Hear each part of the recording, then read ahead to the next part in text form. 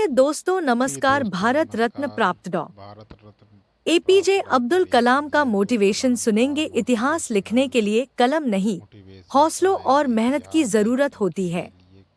जहां तक तुम देख सकते हो जाओ, जब आप वहां पहुंचेंगे तो आप आगे देख पाएंगे। सक्सेस की सबसे खास बात है कि वो मेहनत करने वालों पर फिदा हो जाती है। इंसानों में कैसे हो पाएगी अच्छे इंसान की पहचान? दोनों ही नकली हो गए हैं, आंसू और मुस्कान। जो इंसान अपने आप को रातों रात बदलते हैं, वही दिन के उजाले में चमकते हैं। अब्दुल कलाम का जन्म 15 अक्टूबर 1931 को तमिलनाडु के एक गांव धनुषकोडी में हुआ था। इनके पिता मछुआरों को किराए पर नाव देते थे।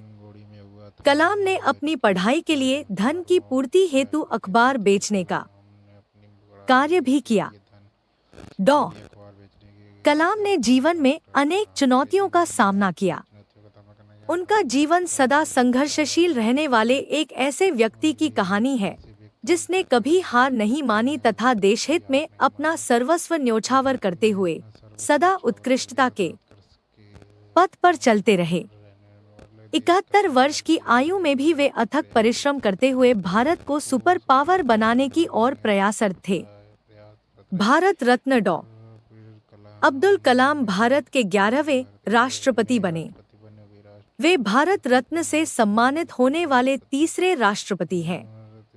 भारत के मिसाइल कार्यक्रम के जनक डॉ कलाम ने देश को अग्नि एवं पृथ्वी जैसी मिसाइलें देकर चीन एवं पाकिस्तान को इनकी रेंज में लाकर दुनिया को चौंका दिया। एक बार एयरफोर्स के पायलट के साक्षात्कार में 9वें नंबर पर आने के कारण कुल 8 प्रत्याशियों का चयन करना था। उन्हें निराश होना पड़ा था।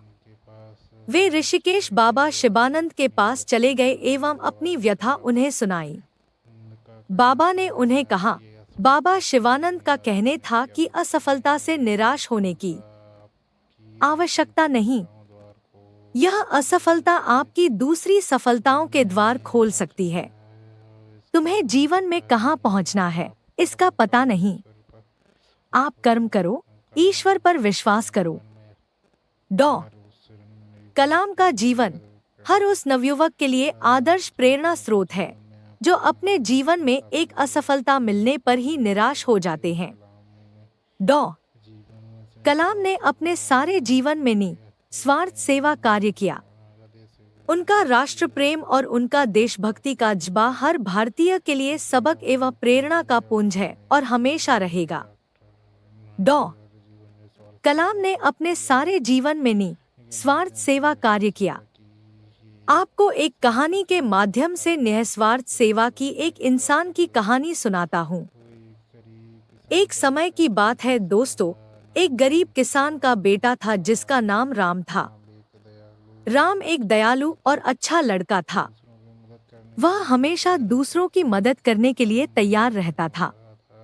एक दिन राम जंगल में घूम रहा था जब उसने देखा कि एक पेड़ सूख रहा है। पेड़ ने राम से कहा, मुझे पानी दो, मैं मर रहा हूँ। राम को पेड़ पर दया आ गई। उसने अपने गले में एक पानी का बोतल बांध लिया और पेड़ को पानी देने लगा। वह कई दिनों तक पेड़ को पानी देता रहा। आखिरकार पेड़ को पानी मिल गया और वह ठीक हो गया। राम को पेड़ पर बहुत खुशी हुई। उसने सोचा कि अगर वह एक पेड़ को बचा सकता है तो वह कई पेड़ों को बचा सकता है। इसलिए राम ने जंगल में एक पेड़ लगाने का फैसला किया। उसने एक छोटा सा पेड़ लगाया और उसे पानी दिया।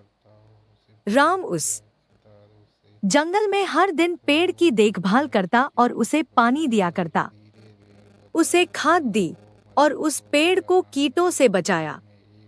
धीरे धीरे पेड़ बड़ा और मजबूत हो गया। राम ने उस जंगल में एक और पेड़ लगाया, फिर दूसरा, फिर तीसरा। उसने जंगल में कई पेड़ लगाए। राम के प्रयासों से जंगल फिर से हरा भरा हो गया। राम के बारे में जल्द ही सभी को पता चल गया। लोग उसे पेड़ लगाने वाला लड़का कहने लगे। राम को अपने काम पर बहुत गर्व हुआ। वह जानता था कि वह दुनिया को एक बेहतर और हरा भरे सुंदर बना रहा है। एक दिन एक राजकुमार जंगल में घूम रहा था। उसने राम को पेड़ लगाते हुए देखा। राजकुमार को राम की मेहनत और समर्पण पर बहुत खुश हुआ। उसने राम को एक पुरस्कार दिया और उसे जंगल का रक्षक नियुक्त किया। राम ने जंगल का रक्षक बनने के बाद भी पेड़ लगाना जारी रखा। उसने जंगल में कई और पेड़ लगाए। राम के प्रयासों से जंगल एक सुरक्षित और स्वस्थ सुंदर जगह बन गई। राम की कहानी एक प्रेरणादायक कहानी है।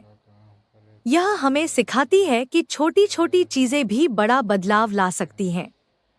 अगर हम सभी राम की तरह पेड़ लगाने का काम करें, तो हम दुनिया को एक बेहतर और सुंदर बना सकते हैं। छोटी छोटी चीजें ही पर्यावरण में बड़ा बदलाव ला सकती हैं। हमें अपने पर्यावरण की रक्षा करनी चाहिए और हमें दूसरों की पर्यावरण बदलाव में जो मेहनत कर रहे हैं तो उनकी मदद करनी चाहिए।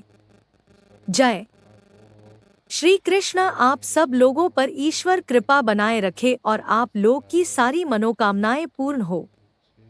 आप लोग मेरे चैनल को पहली बार देख रहे हो तो चैनल सब्सक्राइब, शेयर और कमेंट करें। जय हिंद।